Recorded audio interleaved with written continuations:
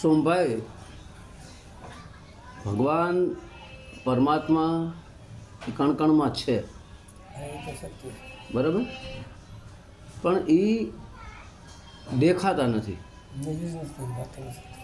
એને દેખવા માટે, જોવા માટે શું કરવું, કેવી રીતે પરમાત્મા કણકણમાં છે, બરાબર.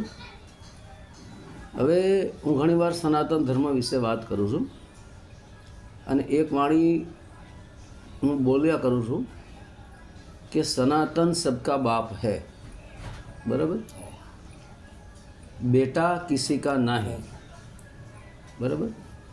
बेटा होकर धर्माधर्मी पंथापंथी जो करे सो तो सनातन नहीं. मतलब જે સનાતનમાંથી જ નીકળ્યા છે, અન્ય ધર્મ, અન્ય પંથાપંથી, વાળાવાળી, એમાં ફસાણા છે, એ સનાતન છે જ નહીં. અને એ સનાતનને ઓળખી પણ ન શકે, બરાબર. કારણ કે સનાતન ધર્મ પહેલાં કોઈ ધર્મ હતો જ નહીં. જેટલા પંથને, જેટલા વાળા, જેટલા અન્ય ધર્મો, મજહબ, પદ્ધતિ, ઉપાસના છે, વિશેષમાં બીજું કાંઈ નહીં, બરાબર. સનાતન જે ધર્મ છે એ સર્વવ્યાપક છે, સર્વવ્યાપક, કણ કણમાં પણ, બરાબર. તો હવે ઘણા બધા એવું કહેતા હોય છે કે કણ કણમાં ભગવાન પરમાત્મા નથી. તો હું એમ કહું છું કે કણ કણમાં પરમાત્મા નથી, એનું તમારી પાસે પ્રમાણ શું, સાબિતી શું? ખાલી કોરો બકવાસ કરે છે.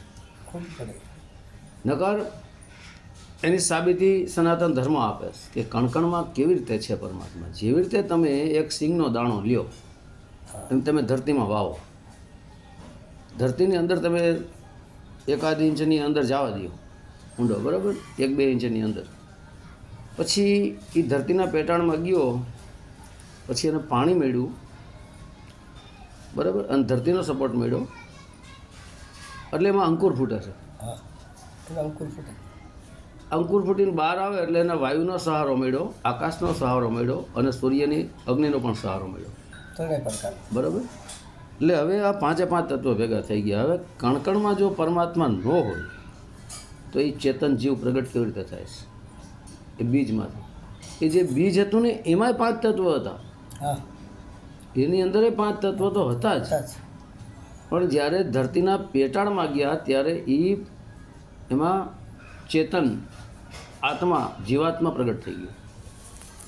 જેવી રીતે પિતાનું બીજ હોય છે, આપણા પિતાનું જે બીજ હોય અને માતાની રજ સાથે એનો સમન્વય થાય એટલે માતાના રજને અહીં ધરતીનું પેટાળ સમજી ગયું, બરાબર. માતાના જે ગર્ભાશય છે એને ધરતીનું પેટાળ સમજો, અને જે સિંગનો દાણો મેં કીધો એને પિતાનું શુક્ર સમજી ગયું, બરાબર. હવે બેયનો સમન્વય થતાં એમાં 5 તત્વોનું પૂતળું બંધાય છે, ધીરે ધીરે ધીરે ધીરે ધીરે ધીરે, બરાબર. 5 તત્વોનું પૂતળું બંધાય તો 5 જે તત્વ છે એની અંદર સૂક્ષ્મ સ્વરૂપે જીવાત્મા રહેલો, સૂક્ષ્મ સ્વરૂપે દેખાતો નથી. જો એ 5 તત્વની અંદર સૂક્ષ્મ સ્વરૂપે જીવાત્મા ન હોય તો એ સિંગનો દાણો 5 તત્વનો હતો, એમાંય જીવાત્મા સૂક્ષ્મ સ્વરૂપે હતો. પણ જ્યારે માતા ધરતીનો સપોર્ટ મળતા એ ચેતન થઈ જાય છે, થઈ જાય ને. એમ અહીં નારીને માતા ધરતી સમજો અને પિતાને તમે આત્મા પણ સમજી શકો છો, આકાશ પણ સમજી શકો છો, નિરાકાર પણ સમજી શકો છો, બરાબર, અને નિરંજન પણ સમજી શકો. હવે કેવી રીતે છે? એક મેં વાણી સાંભળેલી છે, એમાં આવે છે કે ઈંડામાં ઈંડા નહોતા તો પવન કહાં સે પુરાયા, બરાબર. કે જલકેરી મછિયા જલમાં વિયાણી, ઈંડા એના અધવચ સમાયા, ઈંડામાં સીંડા નહોતા તો પવન કહાં સે પુરાયા, બરાબર. પવન કહાં સે પુરાયા, આવી વાત એક જ લાઈનમાં આવે છે. એ વાણી તો આખી વાણી મેં ખોયેલી છે, कि धरती का चूल्हा बनाया तावा आसमान लगाया 4 युग थी लकड़ी जलाई धोवाया અને કાં સમાયા બરાબર હવે જલ કેરી મચ્છિયા જલમાં વિયાણી અને ઈંડા એના અધવચ સમાયા કે અધર સમાયા તો એ ઈંડામાં સીંડા નહોતા તો પવન કાં સે પુરાયા બરાબર હવે જલ કેરી મચ્છિયા પાણીની અંદર સમુદ્રમાં નદીમાં તળાવમાં જે જલની માછલી હોય છે એ ઈંડાને જન્મ આપે છે તમે જોઈ લો ઘણા જે શિકારી લોકો માછલીને પકડતા હોય છે અને માછલીને બિચાડીને ચીરે છે મરી ગયા પછી એમાંથી જોજો ઈંડા ઘણા બધા નીકળી આવે માદા માછલીની અંદર માછલીમાં પણ નર અને માદા આવે બરાબર હવે અહીં એ સમજવાનું છે કે પછી એ ઈંડા હોય ને અધવચ જ હોય ન ધરતીની નીચે પાણીમાં જ ન તળિયે બેસી જાય કે નો એકદમ પાણીની સપાટી ઉપર આવે અધવચ્ચે હોય બરાબર તો એમાં એવી જ રીતના માતાનું જે પેટ છે એ અધવચ્ચે છે તમે જોજો અધવચ્ચે છે ને નાભી અને નાભીની જે જળ કમળ છે એટલે માતાની નાભી સાથે બાળકની નાભી જોઈન્ટ હોય છે બરાબર અને એ બાળકની સર્વપ્રથમ નાભી બંધાય છે પહેલાં 1 મહિને અંડા આકાર બને છે એટલે ઈંડું આવી ગયું અને અધવચ સમય આવે જળ કમળની અંદર જ બાળકનું પરિપક્વ થાય છે એટલે એને જળ આવી ગયું જળ કેરી મચ્છિયા હવે જળ કેરી મચ્છિયા અહીં પિતાના શુક્ર જે છે એ જળ છે એનો રંગ સફેદ છે પછી માતાના અંદર રજ છે એ સરવાળ એક પ્રવાહી છે જેનો રંગ લાલ છે એ જળ સ્વરૂપમાં જ આવે તો આ જળ કેરી મચ્છિયા જળમાં વિયાણી ઈંડા એના અધવચ સમય એટલે માતાના પેટની વચ્ચોવચ્ચી ઈંડું 1 મહિને ગર્ભાશયમાં અંડા આકાર બન્યું બરાબર પછી માતાની નાભી સાથે બાળકને નાભી જોઈન્ટ હોય છે માતા જે ખોરાક ગ્રહણ કરે જે વિચારો કરે બધું બાળકને અસર થતું હોય તો હવે આવી રીતના જે જળરૂપી બીજ છે એની અંદર સૂક્ષ્મ સ્વરૂપે શબ્દ રહેલો હતો પવન કહાં સે પુરાયા પવન કીધો છે આત્મા નથી કીધો કે પવન કહાં સે પુરાયા બરાબર તો એ જે શુક્ર છે એ જળ સમજી લ્યો એ શુક્રની અંદર શુક્રનો જળતત્વનો ભાગ 50% છે એટલે જળતત્વ એની અંદર 12.5% અગ્નિ તત્વ પણ છે 12.5% વાયુ તત્વ પણ છે 12.5% પૃથ્વી તત્વ પણ છે અને 12.5% આકાશ તત્વ પણ છે આમ 4 તત્વ મળીને 12.5% થઈને 50% થયું અને 50% એકલું જળ તત્વ છે એટલે જળ તત્વની ટકાવારી વધી ગઈ એટલે એને જળ તત્વ ગણવામાં આવ્યું આવી જ રીતના 5 તત્વોની અંદર જે તત્વ અધિક જેનો ભાગ હોય છે એ તત્વમાં આપણે એને પ્રધાન આપી દઈશું કે ભાઈ આ છે જેમ કે પૃથ્વી તત્વનો ભાગ હોય તો એને આપણે પૃથ્વી તત્વ કહી દઈશું જે 50% છે બાકી પૃથ્વી તત્વમાં બીજા 12.5% છે અગ્નિ તત્વમાં બીજા 12.5% છે આવી જ રીતે બધું સમજવાનું છે બરાબર હવે તો વિચારવાની એ વાત છે કે એ જળ તત્વમાં 12.5% હતા પણ એ જળ તત્વરૂપી જે બીજ હતું એ પૃથ્વીની અંદર રોપાણું પૃથ્વી અને પાણીનો સપોર્ટ મળ્યો કારણ કે પૃથ્વી તત્વનો તો ભાગ માતાનું શરીર જ સમજી લ્યો જાજા ભાઈ કે પૃથ્વી તત્વનો જ ભાગ સામે એમાં જળ તત્વ પણ હતું એટલે જળ તત્વનું બેનું મિલન થતાં એ જેમ સિંગનો દાણામાંથી અંકુર ફૂટી જાય છે એવી જ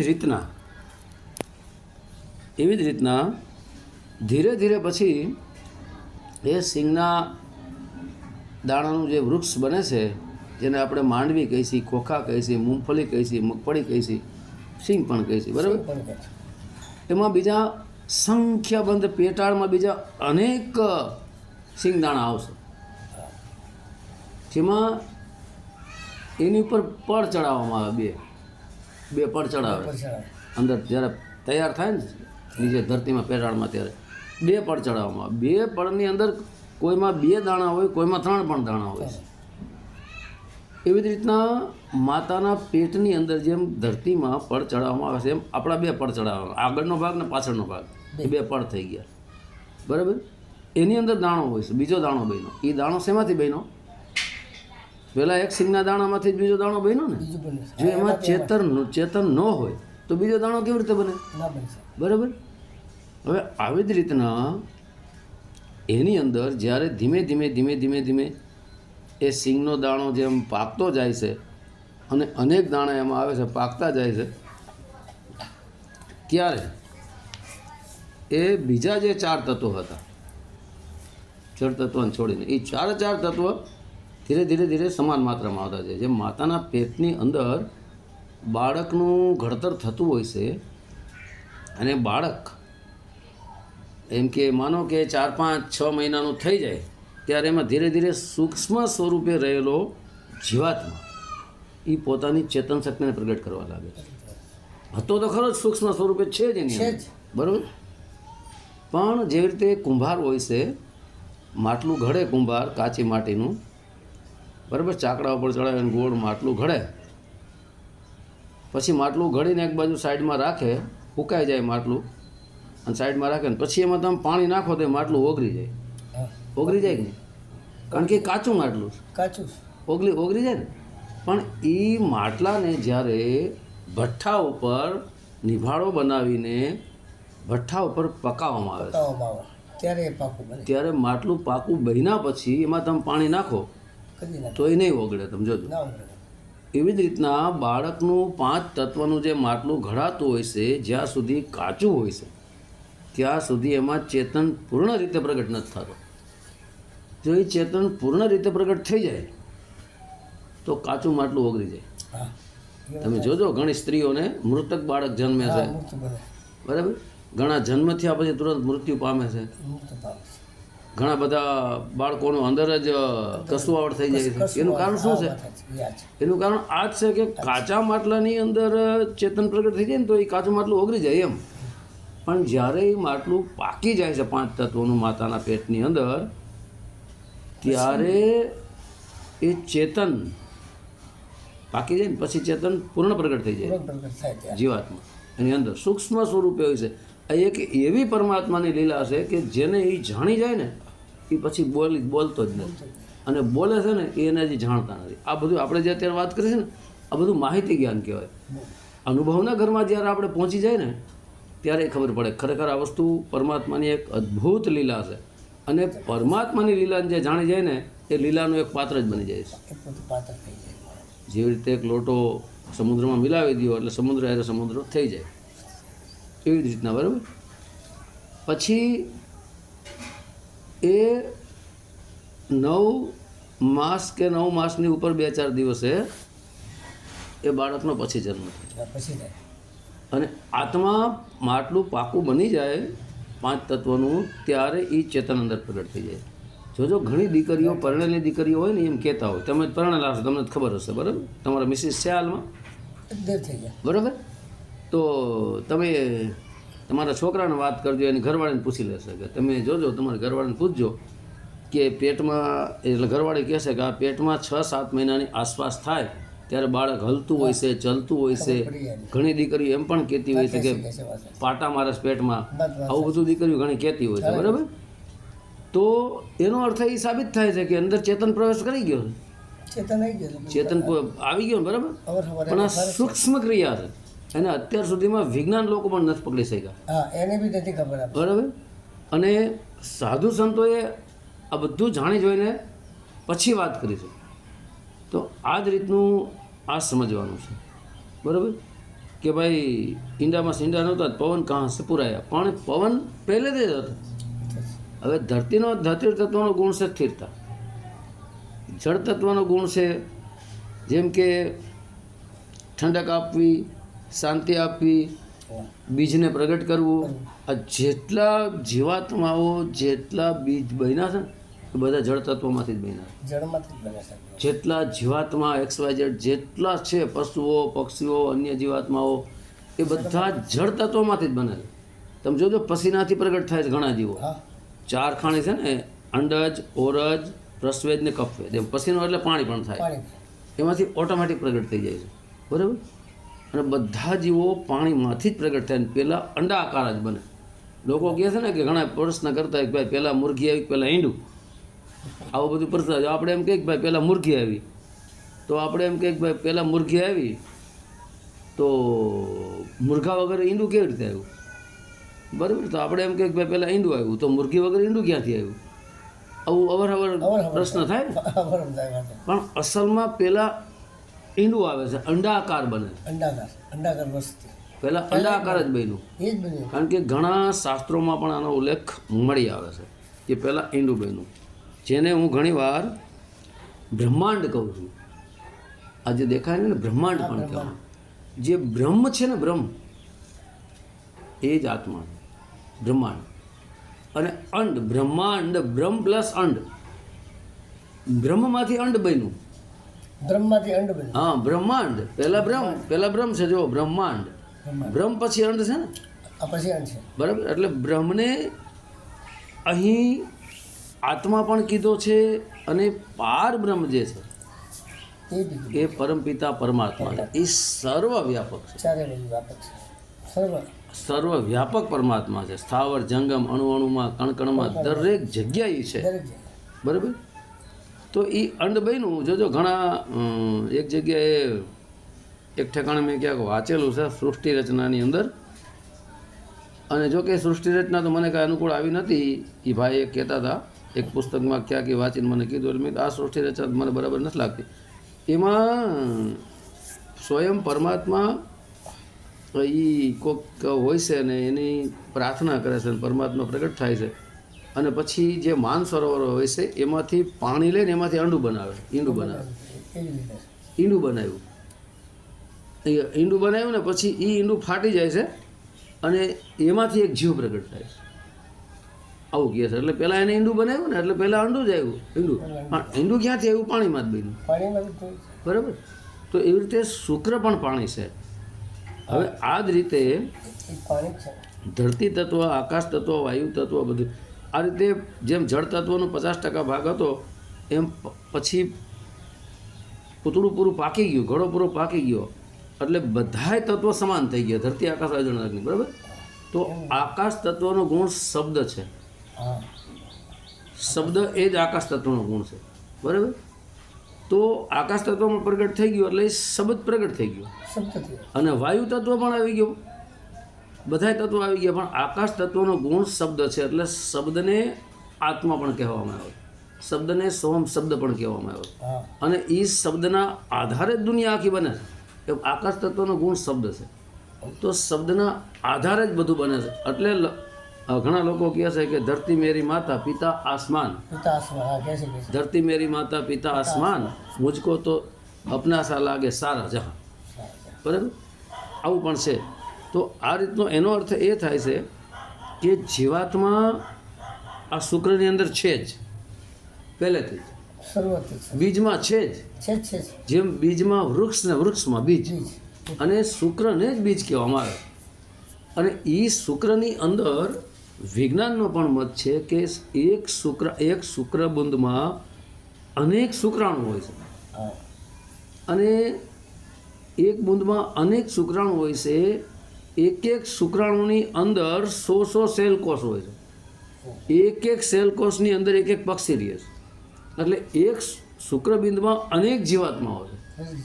અને પાછું એ પણ વિજ્ઞાન લોકો કહે છે કે ભાઈ એ શુક્ર જે છે એ બહાર તમે રાખો તો 60 સેકન્ડની અંદર, 7 સેકન્ડમાં એ શુક્રાણુનું મૃત્યુ થઈ જાય છે. પણ એ શુક્ર બીજ જે છે એ સીધું રજમાં લાગી જાય તો એ શુક્રાણુ જીવિત રહે છે, અને એમાંથી નિર્માણ થાય છે બાળકનું. બરાબર. અને શુક્ર 12 હોય તો 7 સેકન્ડમાં એની અંદર શુક્રાણુ મરી જાય છે. તો આનો અર્થ સાબિત થયો કે શુક્રાણુમાં જીવ છે. જો મરી જતા હોય જીવ છે એ પાકું થયું ને. એટલે વિજ્ઞાને આનું સંશોધન કર્યું છે કે શુક્ર બીજમાં, મતલબ જેને આપણે હું શુક્ર કહું છું, ઘણા એને વીર્ય કહે છે, બીજ જ કહેવામાં આવે છે. બરાબર. તો એની અંદર જીવ છે એ તો ફાઇનલ વાત થઈ ને. પણ એ શુક્ર જ્યારે બીજરૂપી શુક્ર જ્યારે ધરતીમાં લાગે છે, માતાને ધરતી કીધી જાય, જેવી રીતે સિંગનો દાણો ધરતીમાં ગયો ને એમાં ચેતન થાય છે, ત્યારે એ શુક્રાણુ જીવિત રહે છે, અને એમાંથી એ નિર્માણ થાય છે બાળક. અને એક શુક્રની અંદર એક શુક્ર બીજમાં અનેક શુક્રાણુ છે, એમાં અનેક સેલ કોષ છે, એમાં અનેક જીવાત્માઓ છે. એવી રીતે જોજો આપણી કહેવત છે કે રૂવાડે રૂવાડે જીવાત છે હા છે ને? મોટા મોટા આપણા છે ને જીવાત? છે તો એમ આખા શરીરમાં સંખ્યાબંધ જીવાત્માઓ છે. એવું નથી ખાલી અંદર આપણી અંદર આત્મા છે, પણ આપણા શરીરમાં એક એક રૂવાડે રૂવાડે જીવાત્મા રહે છે, પણ એ સૂક્ષ્મ સ્વરૂપે છે. આપણે જ્યારે કોઈ પણ મૃતક પ્રાણી હોય કે મૃતક મનુષ્યનું શરીર હોય, મૃતક પ્રાણીનું હોય, અન્ય પ્રાણીનું હોય, પક્ષીઓનું હોય, તો એ જ્યારે એ મૃતક એકાદ દિવસ કે 2 દિવસ પડી જાય પછી એમાં જોજો જીવાત પડી જશે. આ જીવાત પડી ગયા. તો હવે એ જીવાત એ મૃત શરીરમાં જેમાં ચેતન તો યોગ્ય છે, તો એ મૃત શરીરમાં એ જીવાત ક્યાંથી ઉત્પન્ન થઈ, કોને મિલન કર્યું, કોને જન્મ આપ્યો? અચાનક પ્રગટ થઈ ગયા ને, અચાનક થઈ ગઈ એની અંદરથી. એના અંદરથી આ પરમાત્માની લીલા છે. તો એનો અર્થ એ સાબિત થાય છે એ સાબિત થાય એ મૃદુ જો જળ હોય, એ મૃદુ ચેતન તો યોગ્ય, તો એ જળમાં જીવાત ક્યાંથી આવી ગઈ? ઈયળું આવી જાય, અન્ય જીવાતો આવી જાય છે, તમે જોજો. તો એ જીવાત ક્યાંથી પ્રગટ થઈ? એ જીવાત શરીરમાં અંદર હતી જ, હતી જ એ માઉસમાંથી ફેરવાઈ ગયું એમાં. ફેરવાઈ ગયો. તો હા હા એ વાત તો એનો અર્થ સાબિત થયો ને કે મળદું જળ થઈ ગયું. હાલો, ચેતન યોગ્ય મળદું જળ થઈ ગયું. જળ થઈ ગયું. તો જળની અંદર પણ જીવાત્મા છે, એ તો સાબિત થયું ને. એ તો થયું જ નથી સાહેબ. એટલા માટે કણ કણમાં સ્થાવર જંગમ દરેક જગ્યાએ પરમાત્મા છે છે ને છે. છે પણ ઘણા મૂર્ખ લોકો હોય છે, અહંકારી હોય છે, અભિમાની હોય છે, ઢોંગી પાખંડી ગુરુઓ હોય છે, જેને પોતાનો ધંધો કરવો હોય છે, એ એમ કહે છે કે કણકણમાં ભગવાન નથી. એ ના પાડે એ ના પાડે. શું કામ? એને ધંધો હલાવો, એને વેપાર કરવો છે. હા. એના પર એ કણકણમાં ભગવાન નથી. હવે બધાય સંતો એમ કહે છે કે પરમાત્મા સર્વવ્યાપક છે, વ્યાપક છે તો દેખાતા છે. જર્રે જર્રે મેં છે, કણ કણ મેં છે. બરાબર, બધાય ધર્મો કહે છે, ઘણા બધા શાસ્ત્ર સાધુ સંતો કહી ગયા હા કઈ કણ કણમાં છે. પણ આજકાલના ઢોંગી પાખંડીઓ એનો વિરોધ કરે છે એનો વિરોધ કરે છે. કે ભાઈ ચેતનને જાણો, ચેતનને જાણો. હવે આપણે એને પૂછીએ કે ભાઈ તે ચેતનને જાણ્યો છે?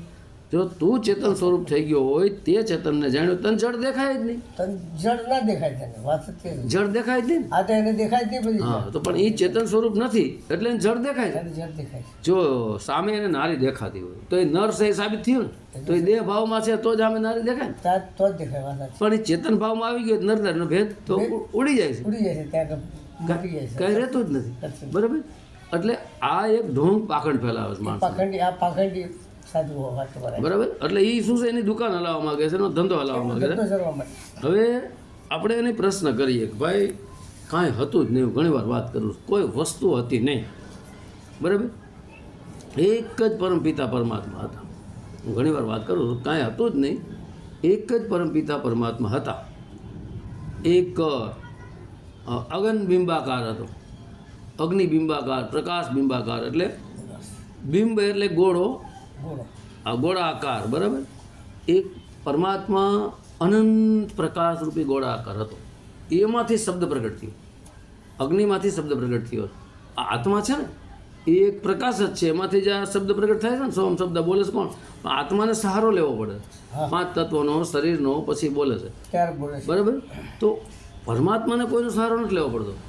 એ સંકલ્પ માત્રથી દુનિયા બનાવી પણ શકે, સંકલ્પ માત્રથી દુનિયા ખતમ પણ કરી શકે, કારણ કે એ પરમાત્મા હતો. પોતે પરમાત્મા. બરાબર, તો ઘણા લોકો કહે છે કે આત્મ સ્વ પરમાત્મા, આત્મા જ પરમાત્મા, પણ અસલમાં આત્મા એ પરમાત્મા નથી. નથી. આત્મા જુદો છે, પરમાત્મા જુદો છે. તો બંને અલગ. જો આત્મા જ પરમાત્મા હોય, એ વાત એ તમારે તું સ્વયં આત્મા પરમાત્મા હોય, તું સ્વયં પરમાત્મા હોય, તારે ભટકવાની ક્યાં જરૂર છે? જરૂર જ નથી. એને કરવું ના પડે. તારે ભક્તિ કરવાની ક્યાં જરૂર છે? તારે દોડાદોડી કરવાની ક્યાં જરૂર? તારે ભટકવાની ક્યાં જરૂર? બહુ સરસ સરસ છે. પણ એ સ્વયં ફસાઈ ગયો. જો તું સ્વયં પરમાત્મા જ હોય, આત્મા જ પરમાત્મા હોય, તો આત્મા તારી અંદર છે જ. છે તો આખું જગત શું કામ બોલે છે કે હે ભગવાન આનું ભલું કરો? તો બીજો જુદો છે, એ પાકું થયું ને. સવાલ જ નથી. અને સ્વયંની અંદર આત્મા છે, પરમાત્મા છે, તો આપણે કહીએ કે પરમાત્મા દયા રાખો, પરમાત્માની કૃપા વગર કાંઈ થતું નથી. તો પછી એની અંદર પરમાત્મા હોય તો એની એ તારી જ કૃપા તું કર ને ભાઈ. તો તારા પોતા તું શું કામ બોલે છે કે પરમાત્માની કૃપા વગર કાંઈ? એનો અર્થ સાબિત થયો પરમાત્મા જુદો છે. છે એ વસ્તુ અહીંયા સાબિત થઈ જશે. બરાબર, પરમાત્મા એક જ છે, આત્મા અનેક જ છે. પણ મૂર્ખ લોકો આત્માને જ પરમાત્મા કહી દે. પણ આત્મા અને પરમાત્મા અલગ અલગ છે. એનો ભેદ જુદો પડે છે. આ પરમાત્મા એક જ છે, આત્મા અનેક છે. પણ આ બધા ઈચ્છા આશાઓમાં જ્યાં સુધી ભટકે છે ત્યાં સુધી એને ખબર નથી. હવે એ અનંત પ્રકાશ રૂપી પરમાત્મા એક હતા, એમાંથી પહેલો જે શબ્દ પ્રગટ થયો છે એ ઓમકાર છે. હા એ શબ્દ ઓમકાર છે, પણ અમુક વાળા ઓમકારને શરીર કહી દે છે કે ઓમકાર શરીર છે શરીર છે એમ કે છે. અને સોહમ કે જીવ છે. જીવ છે એમ કે છે. હવે આને શું કરું? હવે સોહમ જે શબ્દ છે, સો એ પરમાત્મા થાય છે ને હમ એ હું પોતે થાય છે, આત્મા પરમાત્મા મિલન છે. હવે ઓમકારને જળ કહી દે છે. ઓમકાર. ઘણા એવું બોલે છે કે ઓહમ કાયા મરમર જાય ને સોહમ ફિર ગોથા ખાય. અરે ભાઈ, એને ઓહમને કાયા કીધી. હવે કેવી રીતે માની લેવું ઓહમને કાયા? કારણ કે કાયા બંધાય છે ક્યાં? જળકમળમાં. માતાને આપણે જેમ વાત કરી એમાંથી બંધાય. તો જળકમળમાં બ્રહ્મા અને સાવિત્રી છે. બરાબર? બ્રહ્મા અને સાવિત્રી આ રજોગુણ છે, બ્રહ્માજી રજોગુણ છે. અને બરાબર, અને બ્રહ્મા અને સાવિત્રી ન્યા જ બાળકનું ઘડતર થાય છે. એટલે બ્રહ્માને સૃષ્ટિને સર્જન કરતા કીધા. તો એની અંદર જળકમળમાં એક ઓમકાર મંત્ર ગાજી રહ્યો છે. હા જળકમળમાં છે. બરાબર, જેમ કે નાભી કમળમાં ગણપતિનો વાસ છે, રિધિ સિદ્ધિ છે, અને એનાથી ઉપર જળકમળમાં બ્રહ્મા અને સાવિત્રી છે, જેનો મંત્ર છે ઓમકાર. ઓમકાર એમ. તો બ્રહ્મા સાવિત્રી અલગ થયા, ઓમકાર અલગ થયો. એ બી અલગ છે. ઓમકાર અલગ થયો ને, એટલે ઓમકારની શક્તિ દ્વારા એ બાળકનું નિર્માણ થયું. ત્યારે ઓમકારની શક્તિ લીધી. એની શક્તિ બરાબર. લીધી બાળકની. હવે અનાદિ જે પરમાત્મામાંથી અનાદિ ઓમકાર પ્રગટ થયો. બરાબર. હવે એ અનાદિ જે ઓમકાર છે એ જગ્યાએ અહીં ગુરુ નાનક દેવજી કહે છે. ગુરુ નાનક દેવ એક એવા મહાન સંત શિરોમણી થઈ ગયા પંજાબમાં એવા જબરજસ્ત સંત થઈ ગયા, જેને કોઈ પાસે લાંબો હાથ નથી કર્યો, જેને કોઈ પાસે માગ્યું નથી. સ્વયં પોતાની મહેનતથી ગામડે ગામડે હાલીને જઈ અને સાચા જે ભક્તો મળ્યા એને તાર્યા છે. બરાબર, સાચા ભક્તોને. અને સ્વયં પોતે એવી પણ મેં એક ભાઈ મને સુરત મળ્યા હતા, એ કહેતા હતા કે ગુરુ નાનક દેવને એના બાપુજીએ પૈસા આપ્યા ને પૈસાથી કે સાધુ સંતોને જમાડી દીધા. બરાબર, એનો અર્થ એ થાય છે કે ગુરુ નાનક દેવને એક જ રસ હતો કે ભૂખ્યાને ભોજનને તરસ્યાને પાણી. બરાબર, એટલા માટે તમે જોજો પંજાબમાં અમૃતસર મંદિરમાં હાલની તકે ભૂખ્યાને ભોજનને તરસ્યાને પાણી મળે. પાણી મળે છે. ત્યાંથી કોઈ ભૂખો ન જાય. બરાબર, કારણ કે એને એ જ કીધું છે ગુરુ નાનક દેવે કે ભાઈ ભૂખ્યાને ભોજનને તરસ્યાને પાણી. જોજો ત્યાં પંજાબી ભાષામાં લંગર કહે. બરાબર, લંગર ચાલુ જ છે, જમણવાર ચાલુ છે. હવે એવા મહાન સંત ગુરુ નાનક કહી ગયા છે કે એકો ઓમકાર કરતા પુરુષ સત્યનામ. આનો અર્થ છે એક જ ઓમકાર. ઓમકાર. એકો ઓમકાર એટલે એક જ ઓમકાર કરતા પુરુષ. કરતા પુરુષ. આ કરતા પુરુષ એટલે પુરુષ. પુરુષ. પંજાબીમાં એને પુરુષ કહે અને હિન્દીમાં પુરુષ કહે, આપણે ગુજરાતીમાં પુરુષ કહે છે. બરાબર, એકો ઓમકાર એટલે એક જ ઓમકાર કરતા પુરુષ. એ પુરુષ કીધો એને ઓમકારને. સત્ય નામ, સત્યનામ. એ જ સત્ય નામ છે, એ જ સાચું નામ છે, એ જ સત્ય નામ, એ જ પરમાત્મા છે, એ જ ઓમકાર પરમાત્મા છે. પણ એ ઓમકાર રૂપી જે પરમાત્મા છે અનંત પ્રકાશમાંથી પ્રગટ થયેલો. બરાબર, અને એ ઓમકાર દ્વારા એ પછી એમાંથી સોમ શબ્દ પ્રગટ થયો. ઓમકારમાંથી સોમ આવ્યો. સોમવાર. તમે જોજો, સોહમ તમે લખો બસ સ અને હન તમે હટાવી દો એટલે ઓ વધે ઓમકાર. એટલે ઓ પ્રગટ સોહમ ક્યાંથી આવ્યો? ઓમકારમાંથી. હવે આ જગ્યાએ તમે સોહમને આત્મા સમજો અને ઓમને પરમાત્મા સમજો. બરાબર, અને આત્માનું નામ સોમ સમજો અને પરમાત્માનું નામ ઓમ સમજો. આને ઓમ સોમ કહેવાય. બરાબર. હવે ગુરુ નાનક દેવજી કહે છે કે એક ઓમકાર કરતા પુરુષ સત્યનામ. પણ બીજા જે વિરોધીઓ છે એ ઓમકારને શરીર કહી દે. કારણ કે આ મારી દ્રષ્ટિએ વાળા જે માનતા હોય, હું આ વસ્તુ નથી માનતો. હું એક સનાતની સૌ. બરાબર, હું હિન્દુ સંસ્કૃતિ સનાતન ધર્મને માનનારો સૌ. એટલે હું પંથી વાળી નથી માનતો. કારણ કે એનું બધાને ખાડા ખબોચિયા કહું. હા, એ વાત તમારી. એક વાણીમાં હું કીધું છે કે ખાડા રે ખબોચિયાની ડેટકી. ડેટકી સો જાણે મારા સમુદ્રિયાની લહેર. બરાબર, સમુદ્ર. મળે તો રાવો. હા, તો એમ સમુદ્ર જે છે ને એ સનાતન ધર્મ છે. અને આ બધા વાળા છે ને એનો ખાડા ખબોચિયા કહું. એ ખાડા ખબોચિયામાં શું હોય? જીવાત હોય, વિષય વાસના રૂપે ખાડા ખબોચિયામાં જીવાત ખાધા રાખે, ચેલ્યું ચેલા બનાવે, એના પૈસા ધૂતતા ફરે, મોજ મજા કરે. બીજું કાંઈ છે નહીં. સનાતન ધર્મનો વિરોધ કરવો. બરાબર છે. હવે આવી જ રીતના પછી એ ઓમકારમાંથી સોહમ બન્યો અથવા તો આત્મા. સોહમ એ જ આત્મા. હવે સોહમ શબ્દ છે ને એ આત્મા પરમાત્માનું મિલન છે. કારણ કે ઓમકારમાંથી આવ્યો ને, ઓમકાર પરમાત્મા છે. અને સોહમ આત્મા સમજો. બરાબર, તો સોહમ જેમ આપણે કીધું કે સ ને હ કાઢ નાખો ઓમ બની ગયો. ઓમ બની ગયો. એટલે આત્મા પરમાત્માનું જ મિલન છે. સો એ પરમાત્મા છે ને અમે હું છું, કે જે તું છે એ જ હું છું. એટલે આ સોમ શબ્દ છે. શ્વાસોશ્વાસની ક્રિયામાં ચાલી રહ્યો. બરાબર, તો હવે આ રીતે એ સોહમ શબ્દ એ સ્વયં આત્મા છે. એને પછી એને જે ઘણી વાર હું અંતઃકરણ કહું છું. અંતમાં તમે આત્મા સમજો કે પરમાત્મા આત્મા સમજો, બરાબર. એમાંથી અંત રૂપી હંસો આવ્યો, એમાંથી ઈચ્છા એને પ્રગટ કરી. એમાંથી ઈચ્છા કારણ કે ઈચ્છા રૂપી ખેલન આવે એ પણ વાણી આવે છે. આત્મા જો ઈચ્છા ન કરે તો આ સંસાર બને નહીં, દુનિયા બને નહીં. કારણ કે ક્રિયા વગર કોઈ વસ્તુ બનતી નથી. ક્રિયા તો થાય જ, ક્રિયા વગર આપમેળે કોઈ વસ્તુ બને નહીં, કશું કાંઈ. બરાબર. જેમ આપણે કીધું કે ભાઈ મૃતક પ્રાણીમાં જીવાત પડી જાય છે તો ન્યા કેવી રીતે પ્રગટ થયું? જીવ કેમ? પણ અંદર હતો જ. હતો એમ. ક્રિયા તો અંદર થઈ જ રહી હતી સૂક્ષ્મ સ્વરૂપે, બરાબર. છેલ્લે ધનંજય નામનો વાયુ રહે છે. છેલ્લે ધનંજય નામનો વાયુ રહે છે. વાયુ છે વાયુ. એ ધનંજય નામનો વાયુ શરીરને ફૂલાવવાનું કામ કરે. ધનુર્વાયુ કહે છે સાહેબ. આ ધનુર કહેવાય ધનંજય. ધનંજય બરાબર. ધનંજય. 10 વાયુ છે, જેમ કે નાગ, કૃકલ, કુર્મ, દેવદત્ત ને ધનંજય. અને પછી પ્રાણ, અપાન, સમાન, વ્યાન ને ઉદાર. એમાં 9 પ્રાણ વયા જાય ને પછી છેલ્લે 10મો પ્રાણ જાય છે ધનંજય. એ ધનંજય વાયુ કામ, ધનંજયનું વાયુનું કામ શું? શરીરને ફૂલાવવું અને નષ્ટ કરવું, બરાબર. હવે આવી રીતના પછી એ સોહમ શબ્દમાંથી, સોહમ શબ્દ કયો, આત્મા કયો, એમાંથી 4 અંતકરણ પ્રગટ થાય છે. મનચિત, બુદ્ધિ અને અહંકાર. જેને અંતમાં આત્મા, પછી એ હંસો, એની અંદરથી કરણ એટલે ક્રિયા શરૂ થઈ. એમાંથી મનચિત, બુદ્ધિ, અહંકાર પ્રગટ થયા. પછી એમાંથી 3 ગુણ પ્રગટ થયા. એમાંથી 5 તત્વો પ્રગટ થયા, બરાબર. હવે 5 તત્વોમાં પ્રથમ તત્વ આકાશ તત્વ બનાવ્યું, બરાબર. આકાશ તત્વ બન્યું. આકાશ તત્વમાંથી પછી વાયુ તત્વ બન્યું. વાયુ તત્વોમાંથી પછી અગ્નિ તત્વ બન્યું. અગ્નિ તત્વોમાંથી પછી જળ તત્વ બન્યું. જળ તત્વમાંથી પછી પૃથ્વી તત્વ બન્યું, બરાબર. તો આ બધું આવ્યું ક્યાંથી? પરમાત્મામાંથી. તો સ્વયં પરમ પિતા પરમાત્મા અવિનાશી છે, પ્રકાશ સ્વરૂપ છે, બરાબર. પ્રકાશ સ્વરૂપ છે ને. અને પરમ પિતા પરમાત્મા પ્રકાશ સ્વરૂપ પરમાત્મા પાસે શબ્દ નથી. પાછો ઓમકાર શબ્દ પ્રગટ કર્યો છે એને. ઓમકારના શબ્દને પ્રગટ કરીને એ શબ્દના મારફતે દુનિયા બનાવી. જેમ તમે હું અત્યારે વાત કરી રહ્યા, શબ્દના મારફતે વાતચીત થાય ને, શબ્દથી થાય છે, બરાબર. તો એવી જ રીતના હવે પરમપિતા પરમાત્મામાંથી આ બધું સ્ટેપ બાય સ્ટેપ પ્રગટ થયું, બરાબર. તો પરમપિતા પરમાત્મા સ્વયં અવિનાશી છે. તો અવિનાશી ચીજ, અવિનાશી વસ્તુમાંથી બધું અવિનાશી જ બને કે નહીં? નાશવંત તો બને નહીં. જેમ કે હોનામાંથી, હોનાના ઘરેણામાં બધામાં હોનું જ છે. માટીના ઘરેણામાં બધામાં માટી જ છે. ચાંદીમાં ઘરેણામાં બધું ચાંદી જ છે, બરાબર. તો એવી જ રીતના જે ઘોડો છે એમ ઘોડામાંથી ઘોડો જ થાય, ગધેડામાંથી ગધેડો જ થાય, ગાયમાંથી ગાય થાય, ભેંસમાંથી ભેંસ થાય, માણસમાંથી માણસ થાય. જેવું છે એમાંથી એવું જ થાય ને. એમાં કાંઈ ફેરફાર તો થાય નહીં, બરાબર. ફૂલમાંથી ફૂલ થાય. પણ અત્યારે ઘણા કહે છે કે ફૂલમાં છોકરો ભાઈ, ફૂલમાં તો ક્યાંય છોકરા પ્રગટ થાય? હે, ફૂલમાંથી ફૂલ જ થાય. તો પ્રકૃતિ વિરુદ્ધ થયું. એટલે આ બધું ઢોંગ પાખંડ હલાવી મૂક્યું છે. હવે આવી રીતના હવે જેવી રીતે પરમાત્માએ બધી શરૂઆત કરી, તો હવે ધરતી તત્વ છે એ જો જળ હોય તો આવ્યું છે ક્યાંથી? પરમાત્મામાંથી. એમાંથી આવ્યું, બરાબર.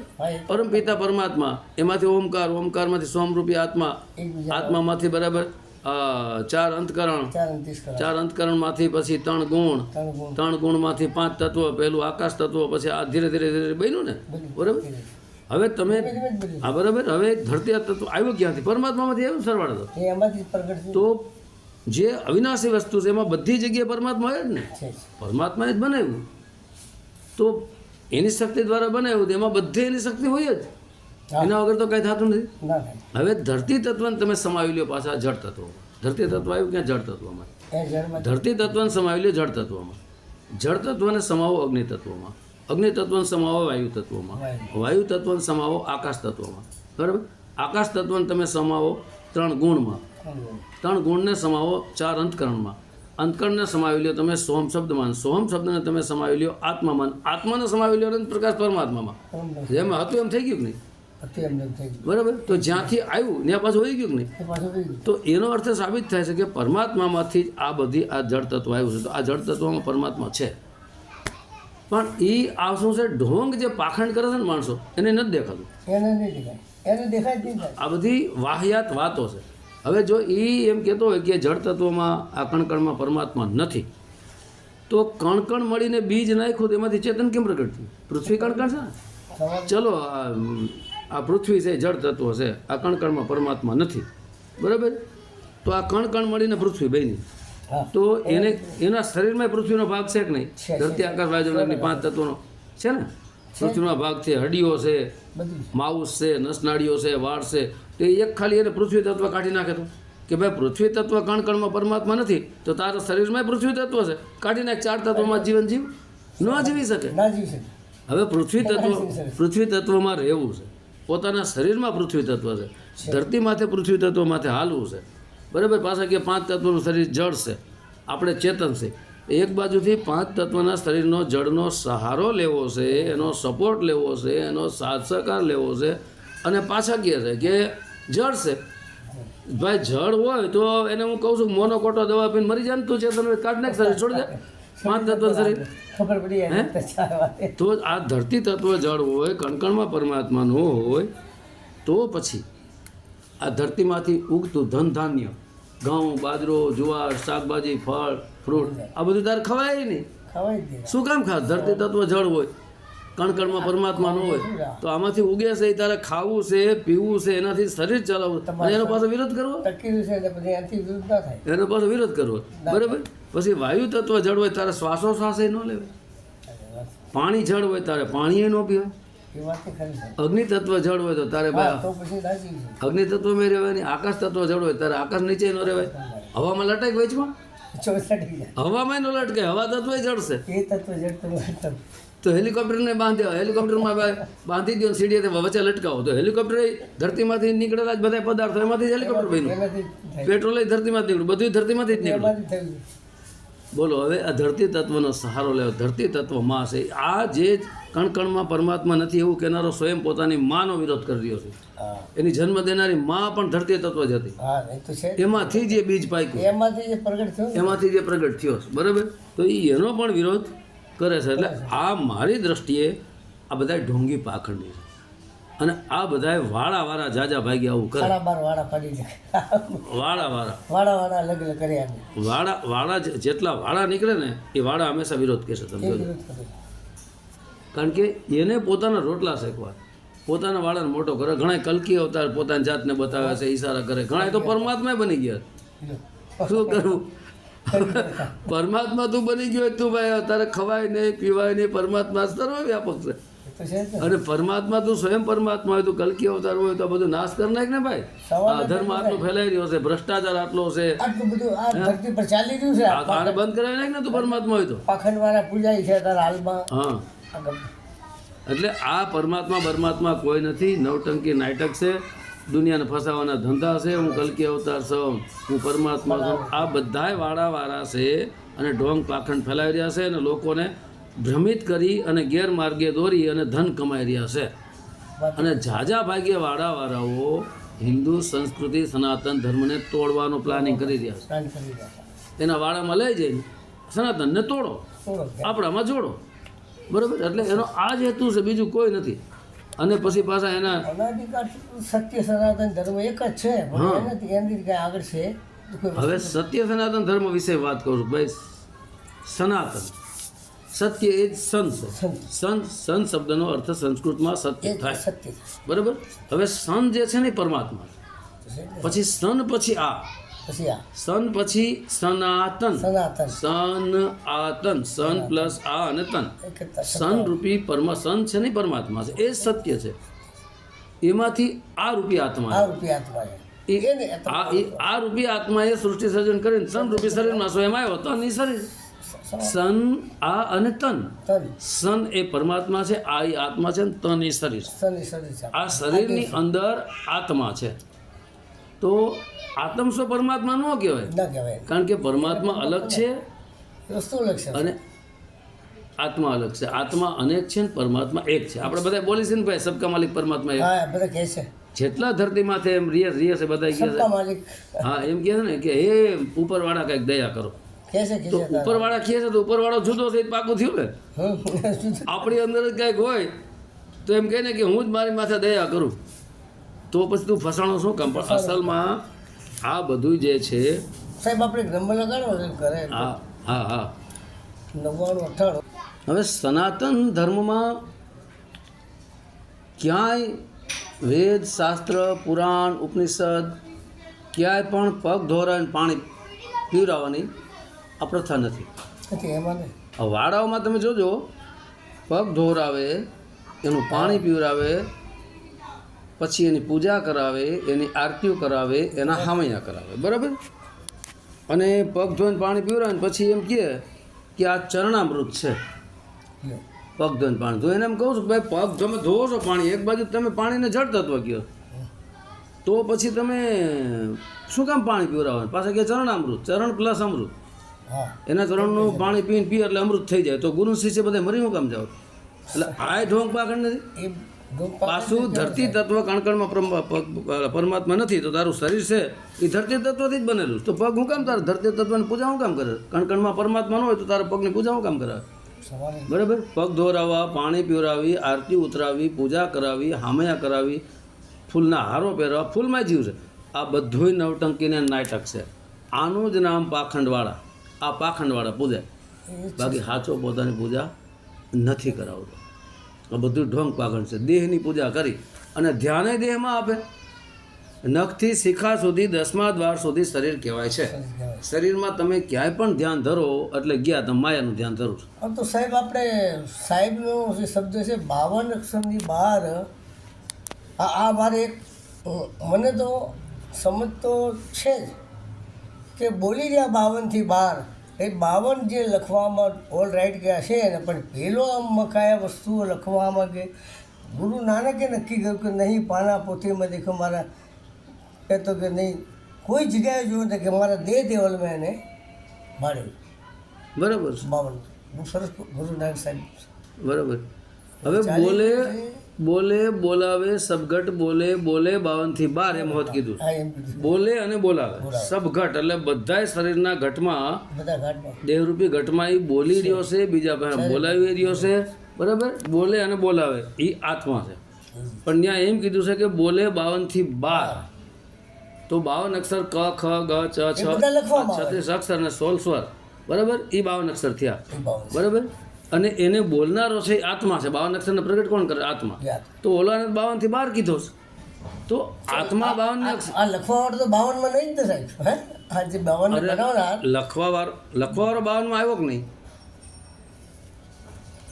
લખવાવાળો 52માં એ નથી આવતો સાહેબ. ત્યાં જો લખવાવાળો લખવામાં ન આવે. કોના તરફ ઇશારો કર્યો છે? પરમાત્મા તરફ. કે જેને દુનિયા લખી એ સ્વયં લખવાથી બહાર છે, પણ આત્મા સ્વયં ઈ લખી રહ્યો છે. આ શબ્દ બોલી તો રહ્યો છે. હવે તમે એક બોલપેન ઉઠાવો અને ચોપડી લ્યો અને તમે લખો, તમારી અંદર આત્મા જ છે ને, તો તમે લખી તો રહ્યા છો આત્મા. પણ લખવાવાળો જુદો છે, એ આત્મા છે. બરાબર. પણ એ લખી રહ્યો છે તો ત્યાંથી જ મૂળ શક્તિ તો આવી ને, લખી તો એ રહ્યો છે ને. જો હું ઘણી વાર એક વાત કરું છું કે એક દીકરી ગર્ભવતી હોય, એના પેટમાં બાળક હોય, બરાબર, પેટમાં બાળક હોય તો જ જન્મ આપી શકે. એમ આત્માની અંદર 52 અક્ષર હોય તો જ 52 અક્ષર પેદા કરી શકે, નકર કરી શકે? 52થી 12 થઈ ગયો હોય આત્મા, તો શબ્દ નિર્માણી થઈ ગયો, વાણી રહિત થઈ ગયો. 52 અક્ષરથી ઉપર થઈ ગયો એટલે આત્મા 52થી 12 નથી કહેવાતો. આત્મા 52 અક્ષરની અંદર છે. આત્મા જ 52 પેદા કરી દો. જેમ દીકરીએ બાળકને જન્મ આપ્યો એવી રીતે આત્માની અંદર 52 અક્ષર છે, પણ પરમાત્મા છે ને એ 52થી 12 છે. પરમાત્મા 52થી 12 છે, આત્મા 52થી 12 ન કહેવાય. આત્મા જો 52થી 12 હોય તો જન્મ મરણ જ ન થાય. હવે આપણે કહીએ છીએ ને ભાઈ આત્માનો જન્મ મરણ નથી થતો, એ તો ફાઇનલ વાત છે. ભાઈ આત્માનું સુખ દુઃખ નથી થતું, જન્મ મરણ નથી. પણ આત્માની સ્થૂળતા, મનચિત બુદ્ધિ અહંકાર, એની ઈચ્છા આશા અપેક્ષાઓ એ આત્માને ભટકાવે છે. એટલે આત્માની સ્થૂળતા ફસાણી છે ને. એ આપણે કહીએ છીએ ને ભાઈ કે સુરત ફસી સંસાર મેં તાંસે પડ ગઈ દૂર, સુરત બાંધ સ્થિર કરો આઠો પર હજુર. તો આઠો પર હજુર, હજુર કોણ છે? હજુર એ પરમાત્મા. પણ સુરતાને તમે બાંધો ને ત્યારે ખબર પડે. જ્યારે મેં સપનામાં એક અદ્ભુત ખેલ જોયો, હજુ ઘણો ટાઈમ થયો, લગભગ સીતારામ, હું જૂઠ નહીં કરી મારા જીવનમાં બોલું, મને 70 ઉપર, પણ એ થેલી લઈને અગરબત્તીની હાલ્યો જાઉં છું, મહાન તોપ તલવાર ફડાકા, પણ મારો મને કાંઈ અસર થયો, મને કોઈ અસર થયો નથી. સપનામાં અદ્ભુત આ બનાવ મેં ભાડે. એટલે સપનું છે ને સોમભાઈ, સપનું એ તો ખોટું છે. સપનાની વાતને માનવી નહીં. આ જગતે એક સપનું ચાલી રહ્યું. પછી મેં એમ કહ્યું કે એક આપણો ભરો આ આત્મતત્વ અમર છે અર્જુને ગીતાના જ્ઞાન. હવે આ ગીતામાં પછી કે શું છે કે મારા શરીરને કોઈ અસર થતું નથી, તો પેલાને તો જે બધું થાય છે આ કાયાને, પેલાના ઉપર ના પાણી એને પલાળે, અગ્નિ એને બાળે, મારા ઉપર કેટલા પેલા ટોપો ચાલતી ઉપર હું મારે અગરબત્તીની મારી મેં એ હાલ્યો જ જતો ધંધો કરતા નથી. એક સપનું એવું અદ્ભુત મેં જોયું, હું જૂઠ કદી જોયું. પણ સપનું છે ને એ આપણા વિચારો આપણા વિચારોથી પ્રગટ થાય છે. એ વાત તો વિચારો સમાપ્ત થઈ જવા પડે. વિચારોથી ઉપર છે, વિચારો તો મનમાંથી પ્રગટ થાય છે. એટલે સપનાને જોનારો મન જ છે. એ પોતે જ છે. જે 5 શરીર છે ને આપણે કે ભાઈ સ્થૂળ સૂક્ષ્મ કારણ મહાકારણ ને કેવલ 5 શરીર છે, બરાબર? 5 દિવસ એ વાત. હા, તો આ સ્થૂળ શરીર છે ને એ આ દેખાય, સૂક્ષ્મ શરીર વિચારો, કારણ શરીર મન, મહાકારણ શરીર એ બુદ્ધિ કે અવચેતન મન, અને એની ઉપરથી કેવલ શરીર એ શૂન્ય શરીર છે, બરાબર? આમ 5 શરીરો છે પણ શૂન્યથી પાર છે, એ આત્મા છે. અને એની ઉપરથી આત્માની ઉપર પરમ શૂન્ય છે, પરમાત્મા છે, બરાબર? તો હવે આ જે આપણે જો સમજવું હોય ને તો આત્મા સ્વયં, તમે કીધું કે ભાઈ હે અર્જુન, આત્મા અજર અમર અવિનાશી છે, બરાબર? એને અગ્નિ બારે નહીં, પવન સૂકવે નહીં, પાણી ભીંજવે નહીં, અસ્ત્ર શસ્ત્ર કાપે નહીં. એ શુદ્ધાત્મા તરફ ઈશારો છે. શુદ્ધાત્મા, આત્મા ઘણાય થાય છે, જીવાત્મા થાય, આત્મા થાય, પરમાત્મા થાય, પ્રેતાત્મા થાય, મલિનાત્મા થાય, કેટલાય આત્મા છે, બરાબર? પણ શુદ્ધાત્મા પેલા શુદ્ધાત્મા કીધું છે. એટલે ભગવાન કૃષ્ણ જે કહે છે ને એકદમ હોય 100% હાથું. અને ભગવાન કૃષ્ણની અંદર સ્વયં પરમાત્મા જ્ઞાન પ્રગટ હતું. જે ગીતા જ્ઞાન ભગવાને કુરુક્ષેત્રના મેદાનમાં આપ્યું, તો જે યુદ્ધ હાલતું હોય, યુદ્ધમાં મેદાનમાં એ મારી ચાલતી હોય એને જ્ઞાન આપી શકે? પણ એ યુદ્ધના નિયમો હતા કે ભાઈ રાત પડે એટલે યુદ્ધ વિરામ થઈ જાય, અને યુદ્ધ વિરામ થતું હતું ને ત્યારે ભગવાન કૃષ્ણ અર્જુનને જ્ઞાન આપતા હતા અધર્મનો નાશ કરવા માટે. અધર્મનો તું નાશ કરી, બરાબર? અને ધર્મનો વિજય કરવા માટે. તો એ અર્જુન મોહમાં આવી જાય કે ભાઈ અમારા કાકા મોટા પપ્પાના ભાઈઓ, મારા ગુરુઓ, ગુરુ ભાઈઓ, એટલે એનો મોહ ભંગ કરવા માટે એને આખું ગીતા જ્ઞાન આપે છે. છતાંય અર્જુન માનતો નથી ને, એટલે એને વિરાટ સ્વરૂપ બતાવે છે, બરાબર? હવે વિરાટ સ્વરૂપ જે છે ને, વિરાટ સ્વરૂપ એ જ પરમાત્મા. વિરાટ સ્વરૂપ એટલે આખું વિશ્વ, જેને વિશ્વાત્મા કહેવાય. વિશ્વાત્મા છે, આખા વિશ્વનો આત્મા છે, એ પરમપિતા પરમાત્મા છે. એ પરમાત્મા દેહથી વિદેહ છે અને દેહમાં આત્મા છે. પરમાત્મા આખા દેહમાં હમાય નહીં, આપણા દેહમાં, પણ આત્મા આખા દેહમાં છે. પણ આત્માની અંદર પરમાત્માની શક્તિ તો છે જ. પરમાત્માની શક્તિથી જ આત્મા ચાલી રહ્યો, બરાબર? તો એ શુદ્ધાત્મા છે ને, એ ધરતી અને આસમાનની વચ્ચે ખાલી જગ્યામાં. તમે આ ખાલી જગ્યા છે ધરતીની વચ્ચે, એમાં તમે અગ્નિ હળગાવો, ખાલી જગ્યા બરશે? ન બરે. એમાં તમે તલવારું મારો, બંદૂકો મારો, ગોળા મારો, એને કાંઈ થાય? પણ પાણી ગમે એટલું નાખો, ભીંજાય? હે? ખાલી છે, અસ્ત્ર શસ્ત્ર કપાતું નથી, પવન ગમે એટલો હાલી જ રહ્યો છે. શું કહે? ખાલી જગ્યા એમને ખાલી જ રહે, સ્થિર જ રહે. એ પરમાત્મા છે અને એ સર્વવ્યાપક છે. એને ભગવાને શુદ્ધાત્મા કીધો. અને આત્મા જે છે ને, એ આત્મા મલિન તો નથી. આત્મા આમ તો મારી દ્રષ્ટિએ શુદ્ધ છે, પણ આત્માની ઉપર 5 આવરણો છે. 5, 10 કામ, ક્રોધ, લોભ, મદ, મોહ, શબ્દ, સ્પર્શ, રૂપ, રસ, ગંધ, અને શરીરનો પણ આવરણ છે. એ શરીરમાં એની સુરતા ફસાઈ ગઈ છે. આત્માની દ્રષ્ટિ જે છે, આત્માની સુરતા એ શરીર તરફ ફસાઈ ગઈ છે. પણ આત્માની સુરતા શરીરથી ઉપર ઉઠી અને પરમાત્મા તરફ જાય તો દેહ ભાવ ભૂલી જાય, ત્યારે પરમાત્મા સ્વરૂપ થાય. એટલે આત્મા એ પરમાત્મા તો નથી જ. કારણ કે આત્મજ્ઞાન થયા પછી જ આપણે પરમાત્માને ઓળખી શકીએ. બધા સંતોએ કીધું છે કે આત્માને ઓળખાવીના લક્ષણો એની માટે, બરાબર? મીરાબાઈએ કીધું આત્મતત્વ ચિહ્નો નહીં. આત્મજ્ઞાન થાય તો જ એને પરમાત્માને તમે ઓળખી શકો. આત્મજ્ઞાન થયા પછી પરમાત્મા તરફની યાત્રા શરૂ થાય, તમે આગળ વધી શકો ને એને જાણી શકો. પણ આત્મસ્વ પરમાત્મા કોઈ દી ન કહેવાય જ નહીં. આત્મસ્વ પરમાત્મા હોય તો, અને આત્મા અચલ, ગીતામાં એમાંય કીધું છે કે આત્મા તો અર્જુન અચલ છે, જન્મતો નથી, મરતો નથી, બરાબર? તો એ કયો આત્મા જન્મતો મરતો નથી? એ શુદ્ધાત્મા તરફ, પરમાત્મા તરફ ઈશારો કર્યો છે, વિરાટ સ્વરૂપ બતાવ્યું. એ આવે ના જાવે, જન્મે ના મરે, હે? તો આવે જાય એ તો આત્મા છે. કારણ કે આત્મા આવે ને જાય છે ને. જો એક શરીર આપણે છોડી દઈએ માણસ, એટલે એનો આત્મા બીજા શરીરમાં વયો જાય, તો એકમાંથી બીજામાં જઈ રહ્યો છે, આવન જાવન કરી દો, વાંથી વાં જાય, વાંથી વાં જાય, બરાબર? કારણ કે એ ગીતામાં ભગવાન સ્વયં કહે છે કે આત્મા તો અર્જુન અજર અમર અવિનાશી છે, મરતો નથી. હા તું એમ સમજ કે મેં બધાને મારી નાખ્યા, તારી અજ્ઞાનતા. તું કદાચ એમ સમજ કે હું મરી ગયો તો એ તારી અજ્ઞાનતા, બરાબર. પણ તું તારા કર્તવ્યનું પાલન કર, તારી ફરજનું પાલન કર. પછી એમને શું કહ્યું આગળ પછી કે આત્મા પછી તો હવે એમ કીધું હોય કે ભાઈ અર્જુન કે આ આત્મા તો છે ને આ 5 તત્વનું જેમ આપણે વસ્ત્રો જૂના થઈ જાય એ જૂના વસ્ત્રોને આપણે કાઢી અને નવા વસ્ત્રો ધારણ કરે છે, એમ આ આત્મા આ 5 ધરતી આકાશ વાયુ જળ અને અગ્નિ 5 તત્વનું જે આપણું વસ્ત્ર છે, કપડું, આ કપડાને છોડી અને આત્મા બીજું કપડું ધારણ કરે છે. તો આનો અર્થ શું થયો? આત્મા એક શરીરમાં બીજા શરીરમાં જાય છે, પાકું થયું છે ને. હા તો પરમાત્મા તો આવે ન જ આવે, જન્મે ન મરે, એ કદી નામ એ તો એક જગ્યાએ એની જગ્યાએ સર્વવ્યાપક છે, અમર અખંડ અડોલ અવિનાશી. અવિનાશી, બરાબર. એ તો નિર્વાણી છે, ત્યાં તો વાણી નથી પૂગી શકતી. એટલે એ આત્મા તો એ તો ફાઇનલ વાત છે. ભગવાન કૃષ્ણે જે વાત કરીને સચોટ છે, 100% વાત છે. વિરાટ સ્વરૂપ બતાવ્યું ત્યારે અર્જુન યુદ્ધ લડવા માટે તૈયાર થઈ જાય છે. એને કહે છે ભગવાન વિરાટ સ્વરૂપ બતાવીને કે જો બધું હું જ છું, બરાબર. તું માર નકર આ બધા મરી ગયેલા જ છે, એમ મરેલા જ છે બધા, બધે મરેલા જ છે. કોઈનું હગું છે હા નહીં. તું તું તારા કાકા દાદા મામા બધું માને છે, બધું ખોટું. હા, તને તો માત્ર હું કે માધ્યમ બનાવું, બાકી કરતા ધરતા તો કે હું જ છું. અને ભગવાન કૃષ્ણના 5 તત્વના શરીરમાં આત્મા હતો અને આત્માની અંદર ડાયરેક્ટ પરમાત્મા જ્ઞાન હતું. એ જ્ઞાન સીધું પરમાત્મા દ્વારા અપાયું હતું અને એ પૂર્ણ પુરુષોત્તમ ભગવાન કૃષ્ણ કહેવાય. કૃષ્ણ, બરાબર. કૃષ્ણ નામ તો ગીતામાં ક્યાં આવતું જ નથી, ત્યાં તો ભગવાન વાચ જ બોલવામાં આવે છે. કૃષ્ણ તો જ્યારે કુરુક્ષેત્રના મેદાનમાં કુરુકુળનું છણ કર્યું એટલે કૃષ્ણ નામ પાડવામાં આવ્યું, બરાબર. તો એવી જ રીતના પૂર્ણ પુરુષોત્તમ શું કામ કીધા? પૂર્ણ એટલે જેમાં કાંઈ ઘટે નહીં. પુરુષોત્તમ, પુરુષોમાં ઉત્તમ પુરુષ એ ભગવાન કૃષ્ણની આત્માની અંદર પ્રગટ થયેલો પરમાત્મા હતા અને એ શુદ્ધાત્મા.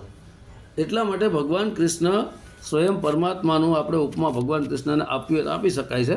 ભગવાનના કૃષ્ણના શરીરને નહીં, ભગવાન કૃષ્ણની અંદર જે આત્મા હતો ને એની અંદર પરમાત્મા પ્રગટ થઈ ગયેલો હતો, એને પૂર્ણ પુરુષોત્તમ કહેવામાં આવે છે, બરાબર. પૂર્ણ પુરુષોત્તમ એને કહેવામાં આવે છે. હા, બાકી શરીર સાથે તો એને કોઈ મતલબ જ નહોતો, કારણ કે સ્વયં કહે છે અર્જુનને કે અર્જુન વિષયો મારામાં છે પણ હું વિષયમાં નથી. વિષયો છે મારામાં, બધું દુનિયા મારાથી હાલે છે પણ હું આની અંદર નથી, હું આમાં લિપ્ત થતો નથી, એમ ભગવાન કહે છે. અને ભગવાન પાસે એમાંય કહે છે કે અર્જુન સાગરોમાં મહાસાગર હું છું, મગરમચ્છોમાં મગરમચ્છ પણ હું છું, બરાબર. વૃક્ષમાં પીપળો પણ હું છું, બરાબર. અને ધનુર્ધારીમાં રામ પણ હું છું, રુદ્રોમાં શંકર પણ હું છું, અને અર્જુન પણ હું જ છું. બધી જગ્યાએ હું જ છું. ટોટલ જગ્યાએ મારી જ શક્તિ રહેલી છે, મારા વગર એક પતુંય નથી હલતું, એમ કહે, બરાબર. કારણ કે એ પરમાત્માની ઈચ્છા છે કે મારા વગર એક પતુંય હલતું નથી. તો એનો અર્થ શું છે કે મારા વગર જો એક પાંદડું ન હલી શકતું હોય તો આ 5 તત્વનું શરીર ક્યાંથી હાલી શકે માણસ? કારણ કે આત્માની અંદર પરમાત્માની શક્તિ છે, બધી જગ્યાએ પરમાત્મા સર્વવ્યાપક છે ને છે. પણ આ પંથાપંથીઓવાળા, વાળાવાળીઓવાળા એ આવી વસ્તુનો સ્વીકાર એટલા માટે નથી કરતા કે એને વિરોધ કરવો. જો એ વિરોધ ન કરે તો એનો સનાતન ધર્મ લાગુ પડી જાય, બરાબર. સનાતન સર્વવ્યાપક છે, વ્યાપક છે, ચારે બાજુ સનાતન છે જ ને, બરાબર. હવે આવી રીતે આ શું છે, બધા ઈચ્છા આશા અપેક્ષાઓમાં ભટકે, બીજું કાંઈ નથી. એટલે હું એક જગ્યાએ વાત કરું છું કે ભાઈ એક કઠિયારો હતો અને એ લાકડા કાપવા જાય. હવે જંગલના, બરાબર, જંગલમાં અંદર પ્રવેશ કરવાનો જે ઠેકાણો આવે ને, જંગલનો કિનારો આ બાજુ, પછી જંગલમાં જવાય ને એક સાધુ, એક મહાન સંત, સિદ્ધ પુરુષ, સિદ્ધ સંત એક ઝૂંપડી વાળીને જઈએ, બરાબર. હવે એ સંત પૂર્ણ સંત હતા એટલે એ આ કઠિયારાનો જોવે. કઠિયારો 3 મણ લાકડાનો ભારો બાંધી અને લઈ જાય અને રોજે રોજ આવીને લાકડા કાપી પોતાનું જીવન નિર્વાહ ચલાવે, પોતાના પરિવારનું ભરણ પોષણ કરે. મેં એક દિવસ સંતને દયા આવી એટલે એને કઠિયારને બોલાવ્યો કે અહીંયા બેઠા કે, એટલે કે બોલો બાપુ, કે તું આ રોજે રોજ આવેશ, આ લાકડાનો 3 મણનો ભારો ઉપાડે લઈ જાસ, કેટલો ઉપાડેશ? કે 3 મણ. કે બરાબર, 3 મણની આસપાસ, થોડું વધતું ઘટતું થાય. તો કે હું તને આ લાકડાનો ભારો તું વેચેશ ને, તારા રોજે રોજનો જમણવાર થાય છે તારા પરિવારનું, તો તું થોડોક આગળ વધીશ ને કે, એટલે તને ત્યાં હાગના લાકડાનું કે જંગલ મળશે. હાગના લાકડા આ તું જંગલી સાદા લાકડા કાપે જે તને ભાવ આવે છે, તું હાગના લાકડા કાપીને લઈ જઈશ ને બહુ પૈસા મળે. એટલે તને 10 ગણા પૈસા આવશે એમ. એટલે તારે 10 દિવસે આવવાનું રહે, 9 દિવસની તને આરામ મળશે. પણ એક ધ્યાન રાખજે કે લીલા લાકડાને લીલા ઝાડને કાપીશ નહીં. ઉકેલ આવે ને એને જ કાપજે, કારણ કે લીલા ઝાડમાં જીવ હોય છે, બરાબર? એટલે એને કાપીશ નહીં કીધું, બરાબર? કારણ કે પ્રકૃતિથી વિરુદ્ધ ન હલાય. એટલે એને વિચાર કર્યો કે આ સંત મહાત્મા તો જંગલની બાયણે રહે છે, જંગલનો ભોમિયો તો હું છું. સંત મહાત્માને શું ખબર હોય આગના લાકડા આગળ છે, થોડુંક આગળ વધવાથી છતાં એને વિચાર કર્યો એટલે જોઈ તો જોવા તો દે. એટલે થોડોક આગળ વધ્યો ને તો આગના લાકડા જંગલ મળ્યું. એને એટલે હુકા આગના લાકડા હતા, એ લાકડા કાપી લીધા 3 મણની આસપાસ. ભારો બાંધીને નીકળો.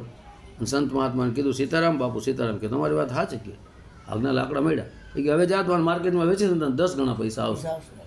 તારે 10 દિવસ સુધી આવવાનું નહીં.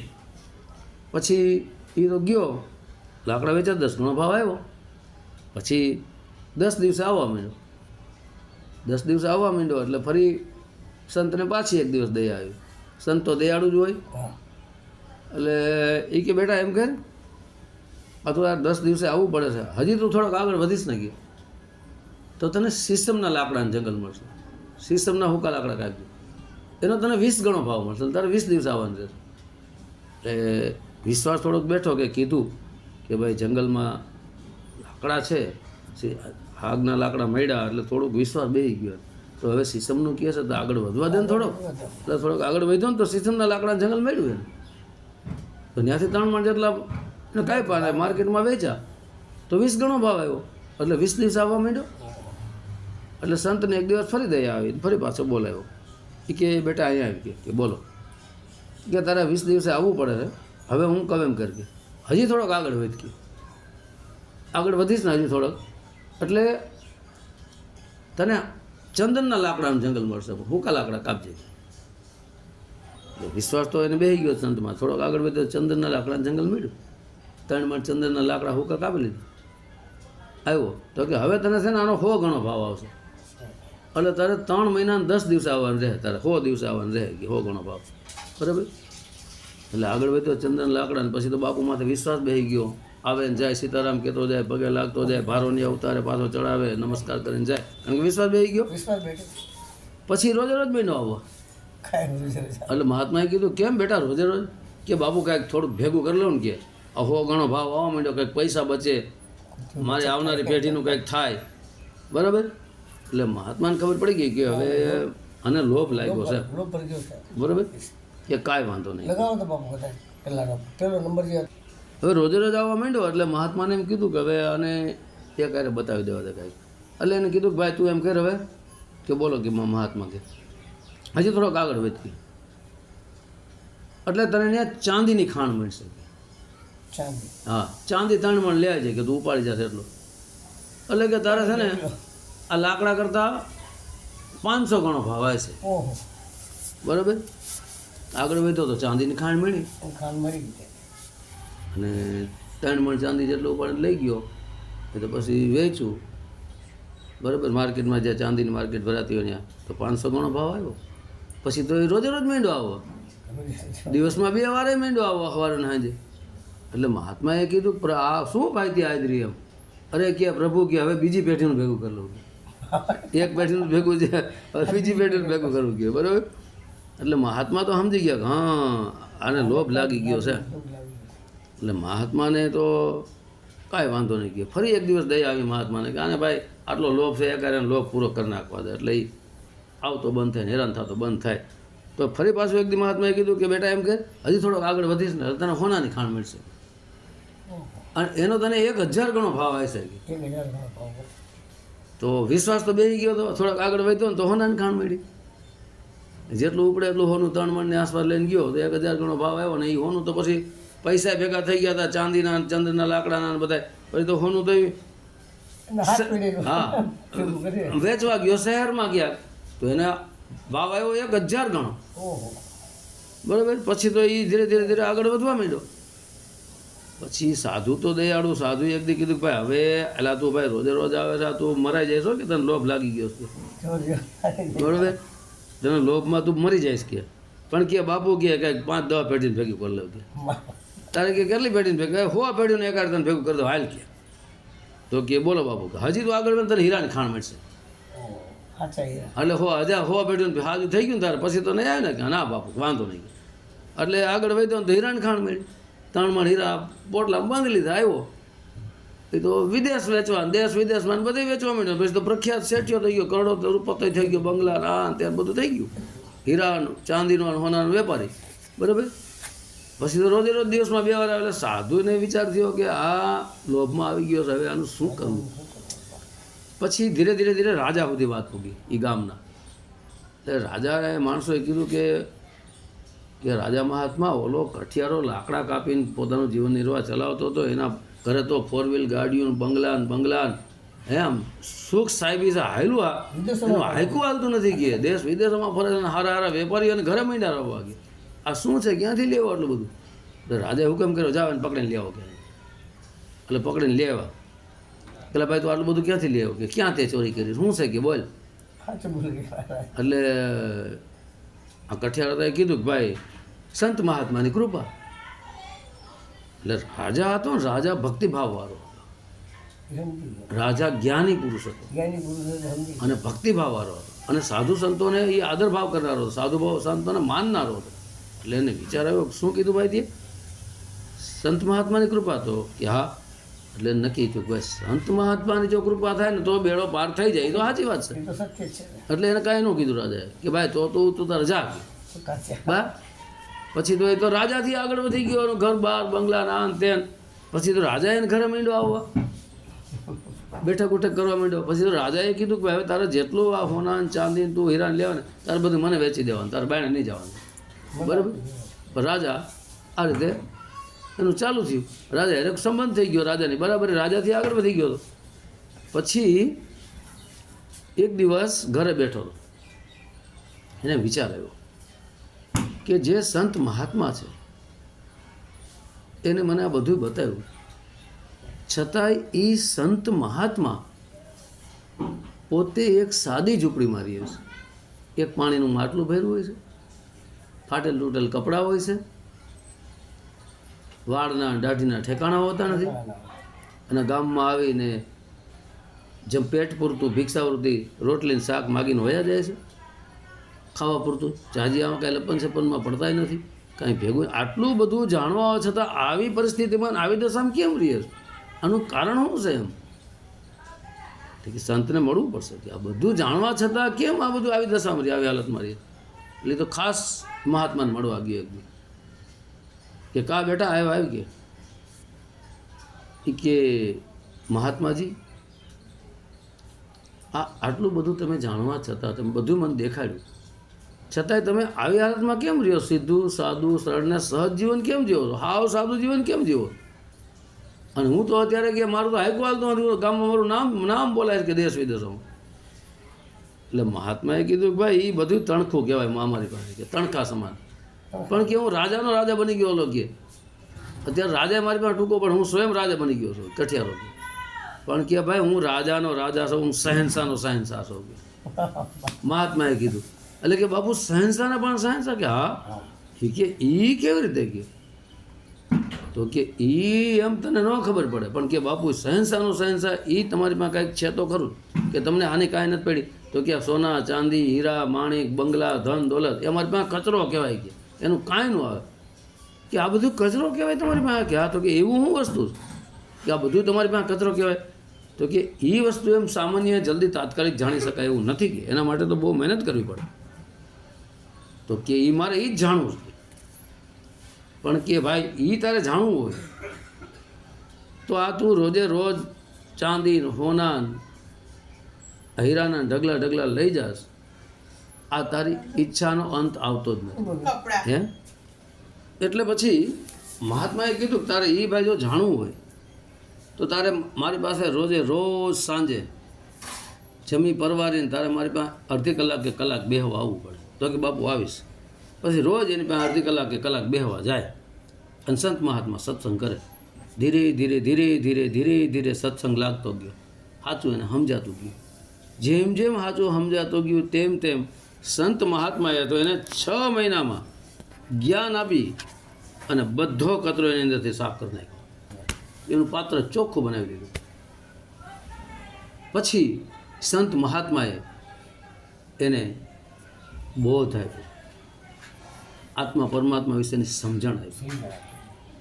ત્યારે એને એમ થઈ ગયું, ઓહો હો, આ પરમાત્માથી તો ઊંચું કાંઈ વસ્તુ છે જ નહીં. ત્યારે એ સુધરી ગયો અને મહાત્માએ કીધું કે બેટા તું રોજે રોજ આવતો હતો, ચાંદી હોના ને હીરા લઈ જતો હતો, એ તારી ઈચ્છાઓનો અંત જ નહોતો આવતો. હજી ભેગું કરી લો, હજી ભેગું કરી લો, હજી ભેગું કરી લો. મેં તને 100 પેઢીનું આપી દીધું, તોય તને હજી એટલી ઈચ્છા આશા અપેક્ષા ને એટલો લોભ લાલચમાં તું ફસાઈ ગયો હતો, અંત જ નહોતો આવતો. એમ બેટા કે ઈચ્છાનો અંત આવતો જ નથી. આ ઈચ્છા એ જન્મ મરણનું બંધનનું કારણ છે. ઈચ્છા જ મહાપાપી છે.